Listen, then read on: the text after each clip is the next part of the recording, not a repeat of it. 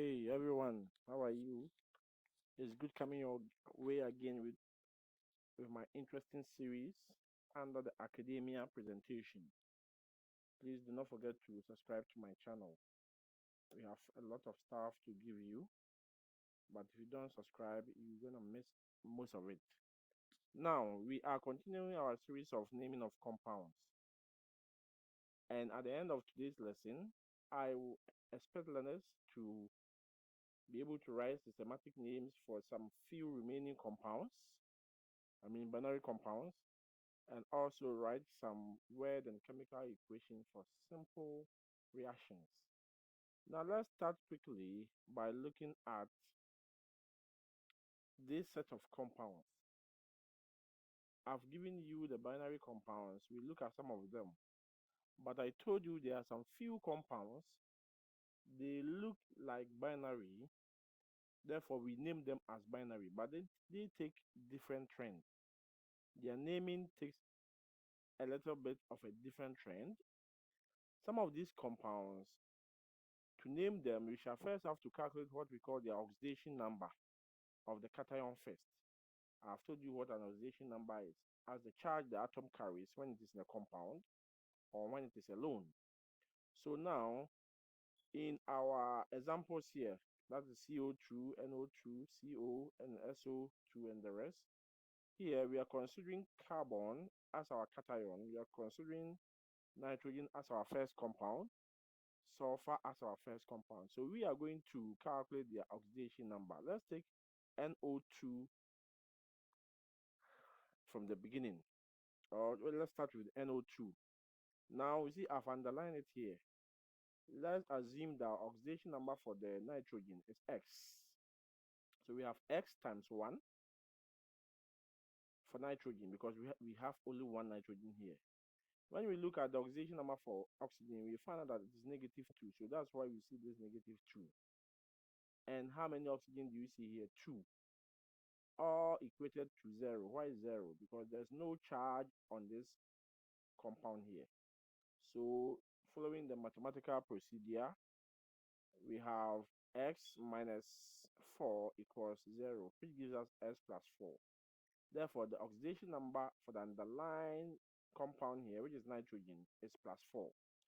So in naming it, we are going to say nitrogen 4 oxide.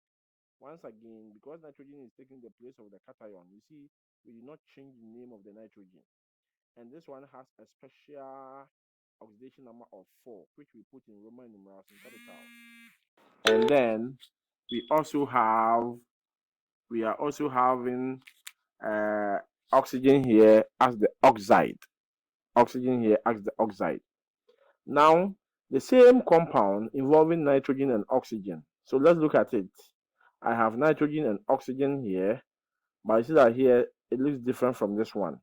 So we are saying that once again, the nitrogen, we have to calculate the oxidation number. So I have X for nitrogen times 2, because this time around we have 2 nitrogens here. And then -2 for oxygen times 1, because we have only one oxygen, equated to 0. So we have 2x minus 2 giving us this.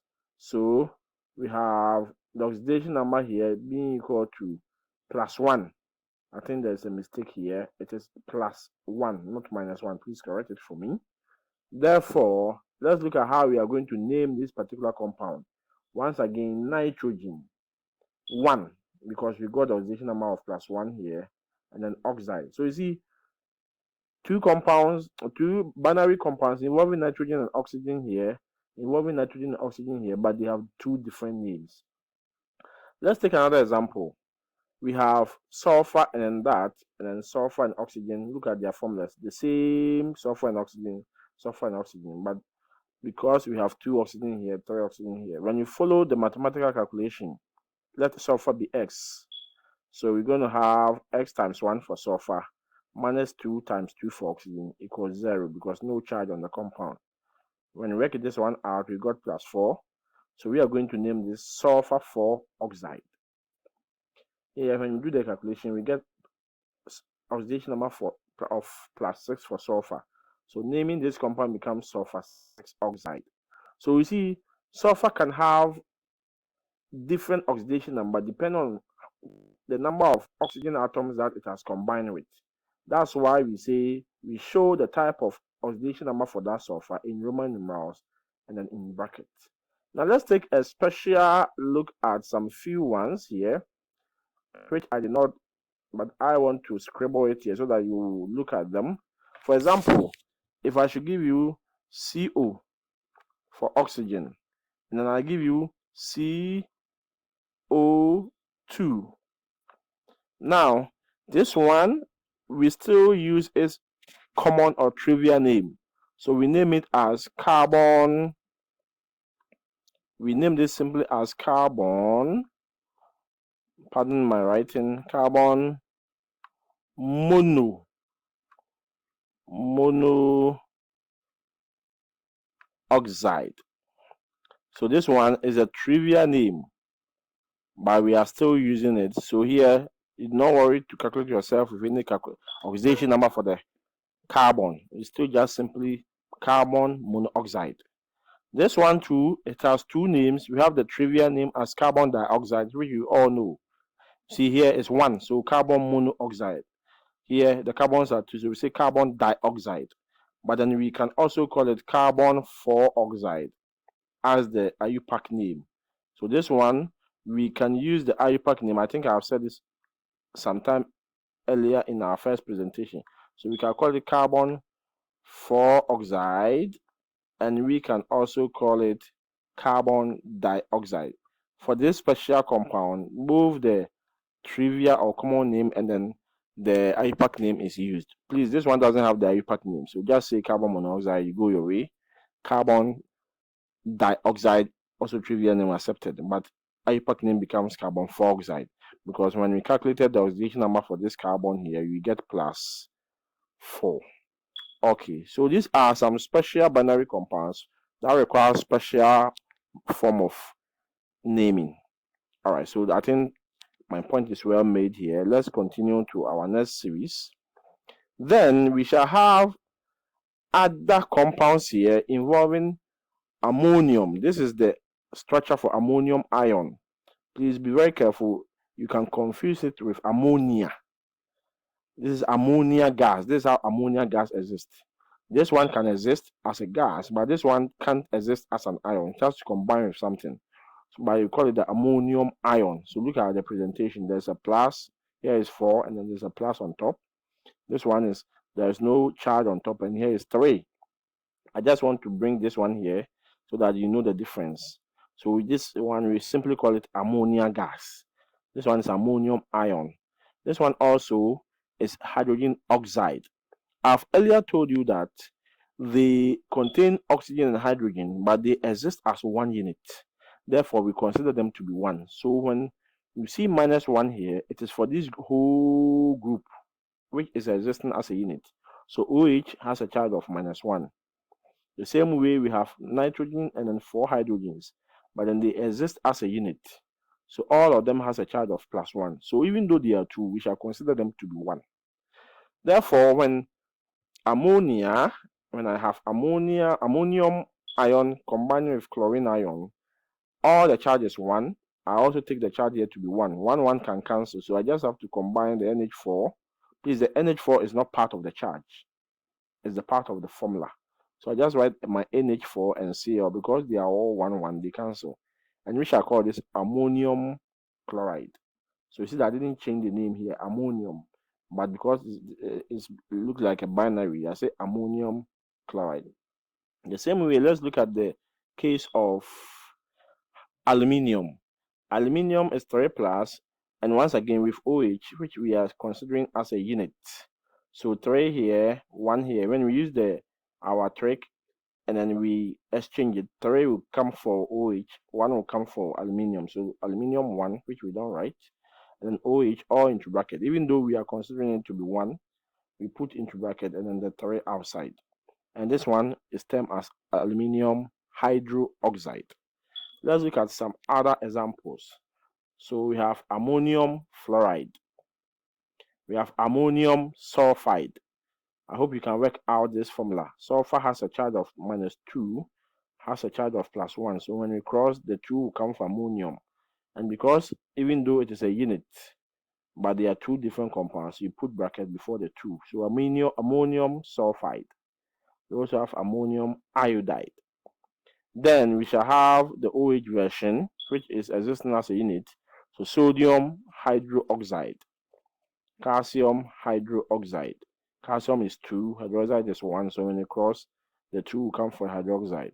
And then we also have potassium hydroxide. So these, together with what I presented here, they have, even though they are made up of 2 atoms, they have different way of naming. That's why I've taken my time to explain this. So take note of them. Now let us go on to writing of equations. Writing of equations to represent simple binary reactions. Now, when you're asked to write the word equation, so I have sodium, and then I have chlorine, sodium, and then chlorine. So in form of word equation, we all know that when sodium and chlorine combine, we have sodium chloride. So in the form of word equation, this is how you write it. But let's look at the representation with chemical equation, with the chemical symbols equation. So this is sodium. Sodium exists as atom because I told you metals exist as atom. Remember this. Chlorine exists as gas. So always it is written as Cl2. But then when it is written, we form the compound sodium chloride. Please bear in mind that, and be mindful of the fact that this equation is not balanced. I'll take it in my next presentation. Once again, word equation between hydrogen and oxygen. Hydrogen and oxygen, we all know it combines to form water. So when I've given you an equation that completes, and you see hydrogen and then oxygen, know that you're going to form water. By chemical representation, we have, this is how hydrogen exists, H2. How oxygen also exists, H2, but the two combining form water as H2O. Aluminium is a metal, so we find it in the form of atom.